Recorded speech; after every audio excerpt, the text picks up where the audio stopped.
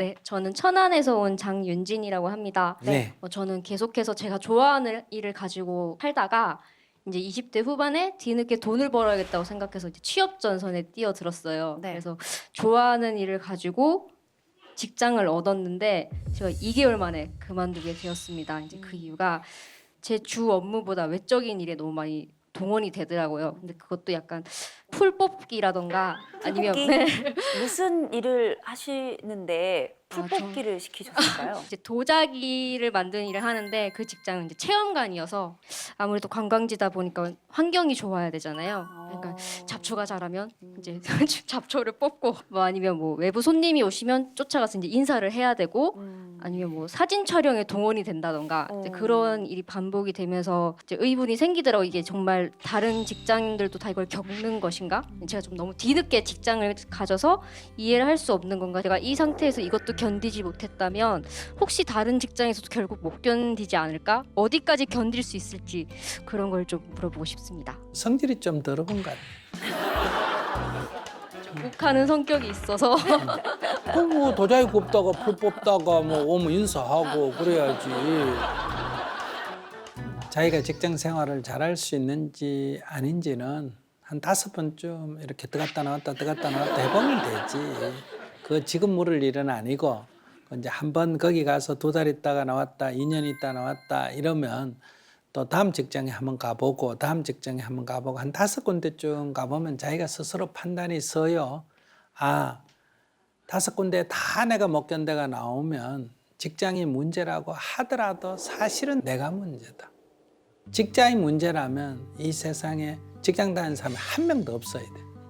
그러니까 이거는 내도 문제가 있다. 이렇게 자기 점검하는 기회가 되고 그다음에 이 직장에 가보니 진짜 부당한 것 같은데 저 직장에 가보니 아무 문제가 없더라 할 때는 그 직장에 좀 문제가 있다고 볼 수도 있겠다. 반드시는 말할 수 없고요. 그러면 내가 그 2번째 직장이든 3번째 직장에 그냥 다니면 되잖아. 그죠? 별 문제가 없으면. 근데 간 데마다 다 문제가 있어 보인다면 자기가 좀 문제다. 저는 그렇게 생각해요. 이제 우리는 늙어서 아마 그럴지 몰라요. 왜냐면 우리는 분업화되기 전에 살았기 때문에 이런 생각을 하고 젊은이들은 분업화된 세상에서 살았기 때문에 왜 나는 이 일하러 왔는데 저 일 해야 되느냐 이런 생각을 해서 이건 좀 세대 차이 또는 경험 차이일 것 같아요. 저도 하나 이제 여쭤보고 싶은 게 혹시나 상사에서 저한테 이제 말을 했을 때 제가 상처가 되는 말이나 뭔가 좀 무례하다 싶은 말이 들어올 때가 있어요. 그럴 때도 그냥 제가 그래 저 사람은 저런 사람이다 하고 그냥 받아들이고 그냥 제 마음을 다스려야 되는 건지 아니면 제가 한 번쯤 이렇게 들이받아야 되는 건지 그건 눈치껏 해야 돼요. 근데 이렇게 쭉 지켜보니까 이게 도에 지나치다.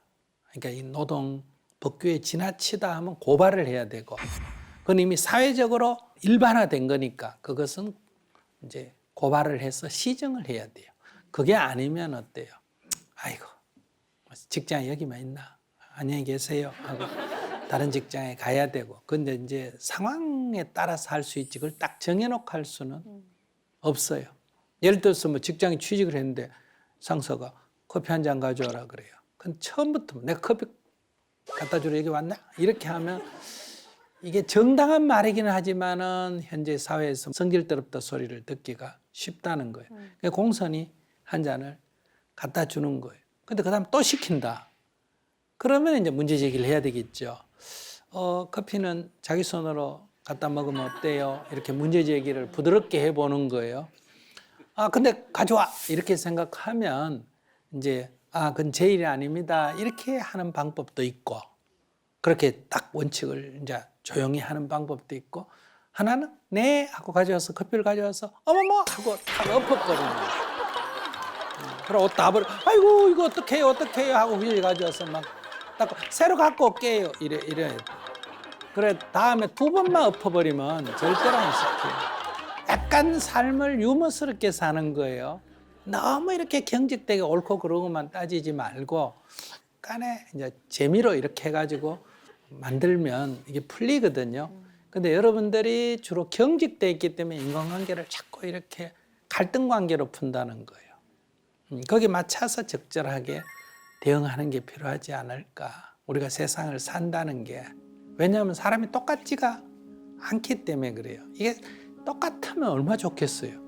내 생각하는 거하고 다른 사람 생각하고 똑같으면. 근데 이게 다 다르기 때문에 어떻게 정해놓고 해야 된다 이런 건 없습니다. 근데 우리가 사는 데는 법규에 해당은 안 되는데 부당한 게 많아요. 그러니까 이런 것들은 이제 어떻게 적절하게 이거를 개선할지 수용할지는 그 사람의 상태, 나의 상태, 직장의 이익이 또 어느 정도 있느냐 이것도 관계 있죠. 조금만 그런 거는 좀 수용하면 이익이 많다 할 때는 너무 성질대로 살면 안 되고 안 그래도 그만두고 싶은데 그런 게 있다 이러면 어때요? 한번 해보는 거죠. 한번 도전해 보는 거예요. 그것도 또 조건에 따라 다 다르다는 거예요. 그러니까 일률적으로 말할 수는 없다. 못 먹는 사람도 되게 많은데 저는 먹고 싶다 해서 다 먹고 사는 게 조금 마음이 좀 찔리더라고요. 이게 고민이. 네, 그냥 드시면 돼요. 그거 먹는다고 죄가 되는 것도 아니고 자기가 먹고 싶을 때 먹어도 아무 문제가 없습니다.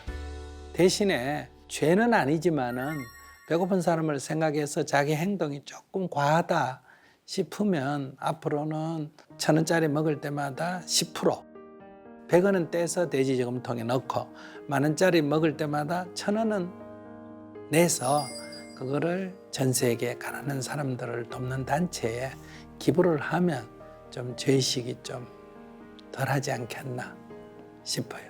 이 세상에는 기본적인 영양도 보충 못하는 사람이 있다면 비교해서 보면 조금 내가 미안하잖아, 그죠? 그러니까 많이는 못 주더라도 10%는 내가 나눠 가지겠다 이런 마음만 가지면 좋겠어요. 저는 요양원에서 물리치료사로 일하고 있는 한지혜라고 합니다. 네. 제게 고민은 우리 어르신들하고 즐겁게 생활하면서 존경하고 정말 감사하게 생각하지만 간혹 급격하게 노쇠하거나 아니면은 죽음을 바라보는 어르신들의 마음은 저의 마음과 다르지 않게 참 낯설어하는 느낌을 받을 때가 있습니다. 간혹 치매가 많이 진행되신 분들도 계신 모습을 보면은 나도 저렇게 될 수 있는 우리 모두의 모습이지 않을까 하는 모습에 우리 나중에 아름다운 삶의 마무리에 대한 자세 그런 질문을 드리고 싶습니다. 네. 아름다운 죽음이란 건 없어요. 편안한 죽음이라고 할 수 있겠죠. 근데 이걸 늙는 과정을 하나의 삶으로 받아들이면 이렇게 편안하게 받아들일 수 있는 거고 이걸 이제 늙는데 자꾸 늙는 걸 거부하거나 이렇게 되면 이제 늙어서 자꾸 마음이 괴롭죠. 그러니까 우리가 삶의 현상, 즉 봄에 꽃 피고 잎 피고 가을에 낙엽이 지는 것이 자연스러움 아닙니까? 근데 가을에 낙엽을 보고 자꾸 쓸쓸해하고 슬퍼하는 것은 우리들의 심리지 자연현상은 그렇지가 않습니다. 그리고 자꾸 그분들에게 뭘 어떻게 해줘야 된다 그런 생각을 하시면 요양사하기 힘들죠. 그런 과정에서 그걸 자연스럽게 받아들이신 분이 있고 못 받아들이시는 분도 있고 그 보면 이제 배우는 게 있죠. 자연스럽게 받아들이는 분은 편안하게 늙음을 보내고 그걸 막 못 받아들이는 분은 인생을 괴롭게 보내고 그냥 그렇게 보시면 돼요. 저분은 이것을 자연현상을 자연스럽게 못 받아들이니까 괴롭구나. 그러니까 괴로워야 할 일이 있는 게 아니라 그걸 거스르면 괴로움이 생긴다는 거죠. 그러면 이제 제가 그걸 고쳐줄 수는 없어요. 그냥 본인이 원하면 조금의 조언을 줄 수 있지만 그것도 그분의 삶이거든요. 그러니까 부모가 갑자기 돌아가시면 자식들한테는 큰 아픔이죠. 네. 그러나 부모한테는 좋은 일 아니에요. 근데 부모님이 이제 좀 병원에 몇 개월 누워 계시다가 돌아가시면 자식들한테는 좋지만 부모는 그게 고통이잖아요. 근데 모든 노인들은 저한테 스님 소원이 뭔지 알아요? 살 때는 건강하게 살다가 죽을 때는 잠자듯이 죽고 싶다. 그럼 제가 야단을 치죠. 그 할머니 너무 욕심 많아. 자기 잠자듯이 죽으면 애들은 어떡하라고. 내 사랑하는 아이들은 얼마나 많은 세월을 울어야 되는데. 그럼 어떻게 해야 돼요? 아프다가 죽어야 돼. 그래야 아이들이 충분히 자기가 할 만큼 해서 마음에서 아이고 이렇게 사시느니 막 죽는 게 낫겠다. 이럴 때 돌아가셔야 된다. 그때 눈물 찔끔 나오고 다만 아무렇지도 않아진다. 네. 그래서 이제 정을 떼는 거거든요. 이별을 준비하는 과정인데. 그러면 이제 노인들이 또 뭐라 그래요? 아이고 얼마나 그래야 돼? 3년. 3년은 아파 누워 있어야 돼. 그러면 아이고 3년이나 어떻게 아파 누워 있느냐? 그러면 제가 요즘 애들은 효자라서 3개월만 아파도 정을 떼줘요. 그러니까 3개월만 아프면 돼. 그러니까 죽는 거를 편안해 죽어야 되겠다가 안 아프다가 죽어야 되겠다, 아프다가 죽어야 이렇게 정할 필요가 없다는 말을 하는 거예요. 그래서 어떻게 죽는 거는 크게 문제가 안 됩니다.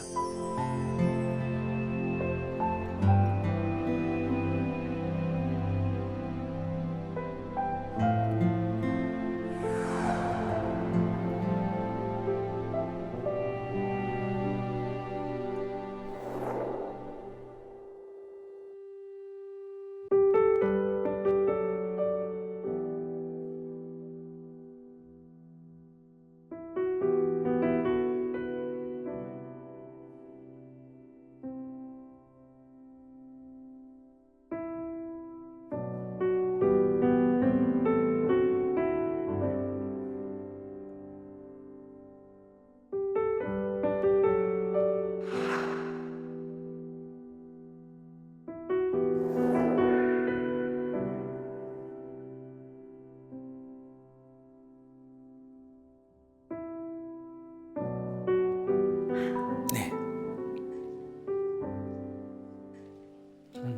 그러니까 질문자는 살아있을 때도 아빠 생각 안 하고 자기 생각만 했고 아빠가 돌아가시고도 지금 자기 생각만 하는 거예요. 자기 보고 싶은 거, 자기 사랑했다고 말 안 한 거 이렇게 자기 생각밖에 할 줄 모르잖아요. 살아있을 때도 또 내 생각만 했고 돌아가신 뒤에도 또 내 생각밖에 할 줄 모르는 거예요. 이건 아빠하고는 아무 관계가 없는 얘기예요. 어떻게 생각해? 자기가 이렇게 운다고 아빠에게 좋은 일이 생기는 것도 아니고 자기가 이렇게 생각한다고 아빠에게 좋은 일이 생기는 것도 아니고 보고 싶어 한다고 아빠에게 좋은 일이 생기는 것도 아니고 그냥 이건 자기 보고 싶은 거, 자기 못한 거, 그냥 자기 생각만 하고 있다는 거. 이거 자체는 아빠가 아무 관계가 없는 일 아닐까요? 그러니까 아빠가 살아 계실 때도 자기 살기에 바쁘고 자기 생각만 하고 살다가 아빠가 돌아가셨다니까 또 자기 생각만 하는 거예요. 아무런 변화가 없어요. 아빠하고는 아무 관계 없는 일 아닐까요? 자기가 정말 이 아빠의 돌아가심을 통해서 뭔가 배운 게 있다면 살아 계실 때 사랑한다는 말을 한 번 더 해드리든지 한 번 방문을 해드리든지 하는 게 중요하잖아요. 돌아가신 뒤에 그 생각 만 번 하면 뭐예요? 그러면 여기서 교훈을 얻었다면 아 남편한테 한 번 더 사랑한다고 말해줘야 되겠다. 아이들한테 사랑한다고 말해줘야 되겠다. 엄마한테 사랑한다고 말해줘야 되겠다. 엄마를 한 번 더 찾아뵈야 되겠다. 이 사건을 통해서 내가 교훈을 얻었다면 배움이 있다면 그러면 내가 할 수 있는 일을 해야 될 거 아니에요. 지금 자기는 아무 할 수 없는 일을 생각하고 있죠. 그러니까 자기는 또 자기 생각에 빠져서 곁에 있는 사람을 또 소홀히 하고 있다는 거예요. 지금 자기 뭘 해야 될 것 같아요? 아빠가 뭘 하느냐? 어떻게 한번 봤으면 좋겠다. 이게 지금 중요한 거예요. 아, 인생이라는 건 이런 거구나. 영원히 있는 줄 알았는데 그래서 소홀히 했는데 어느 날 이런 일이 일어나고 보니까 인생이 영원한 게 아니구나. 살아있을 때 내가 한 번이라도 방문하고 한 번이라도 사랑한다고 말했으면 얼마나 좋을까. 그러니까 이제는 내 가까이 있는 다른 사람에게 그렇게 하는 게 지금 중요하다는 거예요. 지금 내가 할 수 있는 아이들, 남편, 다른 분에게 표현해야 되겠구나. 이 교훈을 얻는 게 중요하다. 그러면 그것이 아빠가 나에게 준 선물이 되는 거죠. 아빠가 돌아가심으로 해서 아빠가 나에게 참 큰 선물을 줬다. 인생의 이 소중한 선물을 줬구나. 이럴 때 이제 자기가 아빠로부터 선물을 받은 사람이 돼요.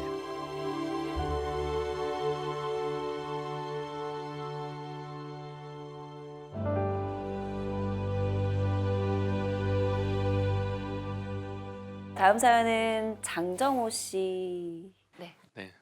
요즘 경쟁이 심해지면서 남들보다 더 앞서가고 싶고 더 잘 되고 싶은 게 현실이라고 생각합니다. 그래서 저는 이제 주위 사람들이 잘 될 때 축하해 주는 것보다 저 사람이 나보다 더 잘 됐네 부러워하고 시샘하는 경우가 많은데 그게 제가 인성이 잘못돼서 그런 건지 아니면 모두가 다 그런 문제인지 그래서 그걸 좀 내려놓거나 좀 편안하게 생각할 수 있는 그런 방법이 있는지 궁금합니다. 그리고 또 개인적으로 신뢰가 안 된다면 그 MC 소희연 씨한테도 어떻게 보면 여배우로서 경쟁이 심하잖아요. 그 세계가 맡고 싶은 역할을 못 받았을 때 그걸 좀 내려놓거나 그런 방법이 혹시 있으신지 개인적으로 좀 궁금합니다.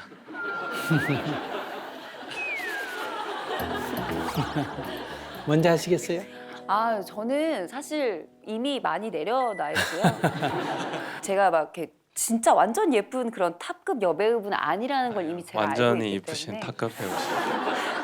이런 말 듣고 싶었고. 아, 근데 되게 심해요. 사실 연예인들도 너무 많은 예쁜 친구들이 해마다 태어나고 나오고 데뷔를 하고 너무너무 경쟁이 심하기도 하고 또 내면이 차는 것보다 겉으로 보여지는 게 훨씬 많은 직업이라 좀 힘들기는 하죠. 그런데 저는 가장 중요한 건 자존감이라고 생각합니다. 제가 귀하고 좋은 사람이라는 걸 잊지 않는 거. 그리고 언젠가는 그거를 시청자분들도 좀 알아주실 거라는 믿음이 있었던 것 같아요. 그래서 작은 역할을 해도 되게 열심히 했고 지금도 애 둘 엄마로서 약간 뒤로 밀려난 느낌이 있긴 하지만 그래도 이제 아이 엄마 역할도 더 잘할 수 있겠다 이렇게 긍정적으로 생각하니까 저는 괜찮더라고요. 예, 박수.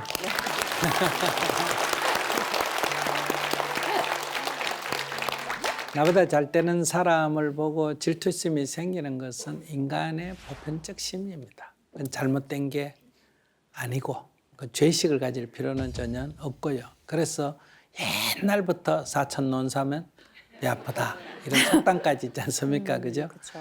그러니까 가까이에 있는 관계에서 비교가 되지 않습니까? 그죠? 그리고 우리의 의식은 대부분 비교에서 생겨나거든요. 그래서 그건 자연스러움이다. 그런데 그게 이제 그 자체는 자연스러움인데 그게 조금 도가 지나치는 게 있어요. 도가 지나치면 내가 괴롭다든지 좀 복수를 해주고 싶다든지 내가 괴롭다든지 이렇게 되면 이제 약간 지나친 거거든요. 지나치면 자기 인생이 괴로워지죠. 그럴 땐 좀 내려놔야 돼요. 그러니까 질투하는 마음이 무조건 잘못된 게 아니라 그것이 지나친 것은 나를 해치기 때문에 내려놔야 된다. 그래 봐야 나한테 이익되는 게 하나도 없어요. 딱 직시해 보면 나한테 손해밖에 없잖아. 그죠? 그러니까 내가 나를 손해날 짓을 할 필요는 없지 않느냐. 내가 나를 괴롭힐 필요는 없지 않느냐. 이건 나쁜 게 아니라 바보 같은 짓이다. 그러니까 이건 내가 바보 같은 짓이구나. 이렇게 좀 돌아볼 필요가 있지 않나 싶네요. 네, 감사합니다. 자존감을 높이도록 하겠습니다. 네.